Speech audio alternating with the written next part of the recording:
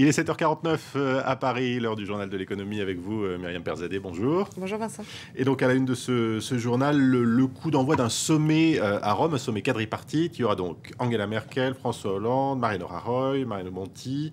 J'ai oublié un des prénoms, mais c'est pas grave. Et en tout cas, Berlin tape du poing sur la table. L'Allemagne qui invite ses partenaires européens à d'abord appliquer les règles acceptées en commun pour dénouer la crise au lieu de lancer de nouvelles idées de financement. Le ministre allemand des Finances a rappelé une règle, la règle que Berlin va rappeler également à Rome. Pas de crédit européen supplémentaire sans engagement national fiable.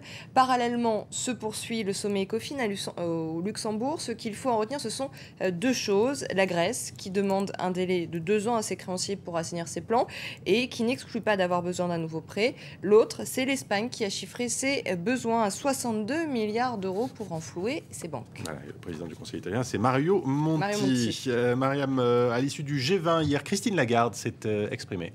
La directrice générale du Fonds monétaire international souhaite qu'une nouvelle étape forte de la construction de la zone euro soit rapidement franchie avec la mise en commun des politiques budgétaires, mais aussi des mécanismes de supervision et de résolution des crises bancaires. Cécile Galluccio.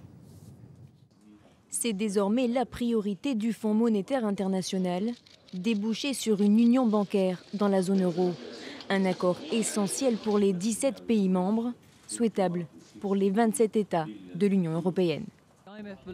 Le FMI estime qu'une transition ferme et déterminée vers une union monétaire européenne doit être réaffirmée dans le but de restaurer la confiance dans le système. Christine Lagarde va même plus loin. Elle plaide pour la recapitalisation directe des banques en difficulté, sans passer par les gouvernements.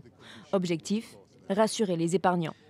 Notre préférence se tourne vers une recapitalisation de financement qui peut se faire sans l'intermédiaire de l'État, mais directement du Fonds européen de stabilité financière ou du mécanisme européen de stabilité vers les banques qui ont besoin de recapitalisation. Autre point évoqué par le FMI, assurer la croissance dans la zone euro par des mesures de court terme. Car pour Christine Lagarde, la politique monétaire ne peut faire office de solution durable. Elle remet directement en cause l'austérité de l'Allemagne, de plus en plus isolée. Angela Merkel affirmait pas plus tard que mercredi qu'il n'y avait aucun plan concret vers l'union monétaire. Il y a la possibilité de racheter des obligations sur les marchés secondaires dans le Fonds européen de stabilité financière et dans le mécanisme européen de stabilité, mais ce n'est pas d'actualité pour l'instant.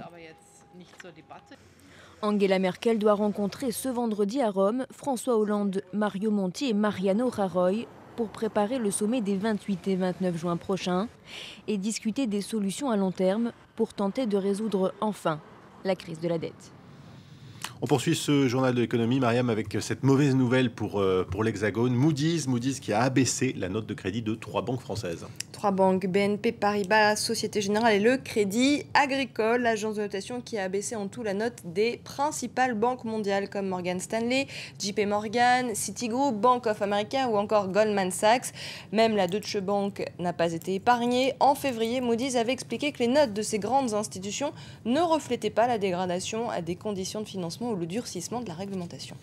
Alors, en revanche, ça va un peu mieux pour elle. 15 startups françaises, parmi les plus innovantes, ont été sélectionnées par UbiFrance et des entreprises de high-tech californiennes. Oui, les Français sont à l'assaut de la Silicon Valley pour une semaine de rencontres et de coaching en Californie. Donc, cela s'appelle le French Tech Tour. L'objectif, c'est de conquérir le marché américain et pourquoi pas aussi s'installer dans la mythique région de la baie de San Francisco. Reportage.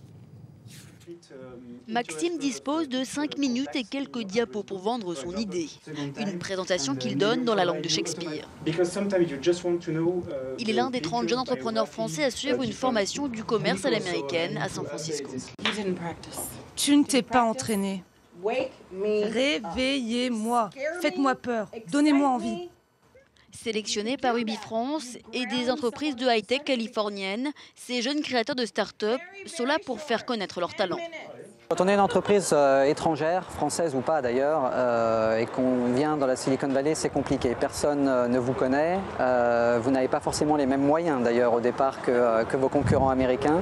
Donc un petit coup de pouce, c'est pas plus mal. Et nous, on est ce coup de pouce. Toute la semaine, ils enchaînent les rendez-vous avec des clients, des partenaires ou des investisseurs potentiels. Maxime, 30 ans, a développé une application de gestion de contacts. En venant à San Francisco, il aimerait bien lever des fonds pour son entreprise. C'est des histoires qui font rêver, où on dit ouais, ils ont été dans un événement et ils ont été repérés par TLBC qui a mis 3 millions de dollars dans leur boîte et c'était parti. Dans ce bar branché de la ville, Maxime, Clément et les autres Frenchies font une démonstration de leurs produits devant un public de connaisseurs. En 2011, la moitié des entreprises qui ont participé à cette formation ont depuis ouvert un bureau aux États-Unis.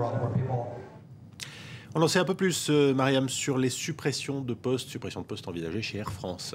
La compagnie aérienne veut supprimer 5122 emplois. Un plan de restructuration a été annoncé hier.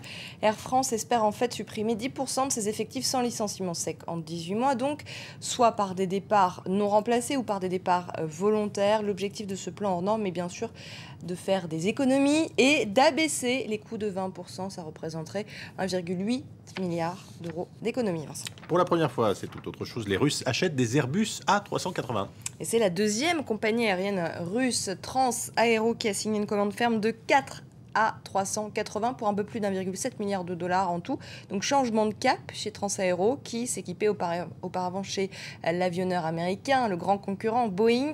En décembre, la compagnie avait déjà acheté des moyens courriers, des A320 Neo. Selon Airbus, à ce jour, l'avionneur a livré 77 A380 à 8 clients rien que pour cette année.